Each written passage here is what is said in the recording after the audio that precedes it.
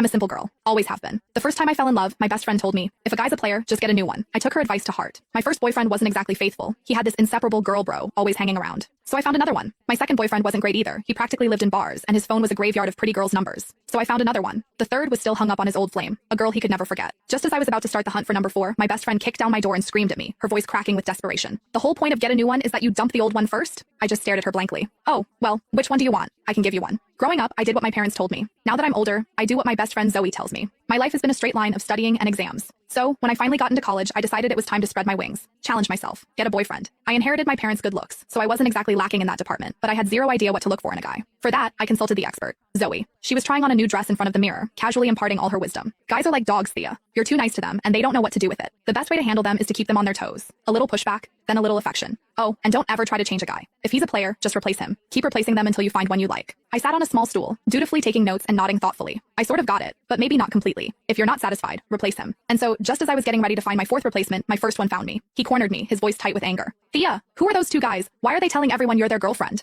Liam was gorgeous. That was the first rule Zoe taught me. A guy has to be hot. If he's not, you'll lose your appetite just looking at him. I took that to heart. I met Liam at freshman orientation. He was a popular senior in my major, on stage sharing his experiences. I was sitting in the front row, and I was probably the only girl there actually listening to his speech instead of just drooling over him. So, after the event, he came right up to me and asked for my number. He started texting me constantly, checking in, walking me back to my dorm after class. On weekends, he'd take me shopping off campus, to the movies, out to dinner. He'd bring me bubble tea and snacks when I was stressed from studying. He even bought me a ridiculously expensive necklace. For the first 18 years of my life, my world had been a placid pond. Liam was the first stone to ever make a ripple. So when he asked me to be his girlfriend, I said yes. What I didn't expect was that after we got together, I'd discover he had a best girlfriend who was practically attached to his hip. On one of our dates, Liam's girl bro showed up uninvited. She slung an arm around his shoulder like they were buddies and winked at me. The girlfriend won't mind, right? Me and Liam go way back. We're totally platonic. Liam just sighed, but he was indulgent. Thea's super understanding. She doesn't get hung up on stuff like this. I just smiled, watching how close they were. I remembered Zoe telling me that some things were only for a boyfriend and girlfriend. So, were they a couple? What did that make me? The other woman? For our 1-month anniversary, Liam took me to an amusement park. We were having a great day, mostly because his girl bro Tanya was nowhere in sight. But as dusk fell and we headed for the Ferris wheel, she popped up like a weed. She had that same overly casual look on her face as she linked her arm through Liam's. Liam!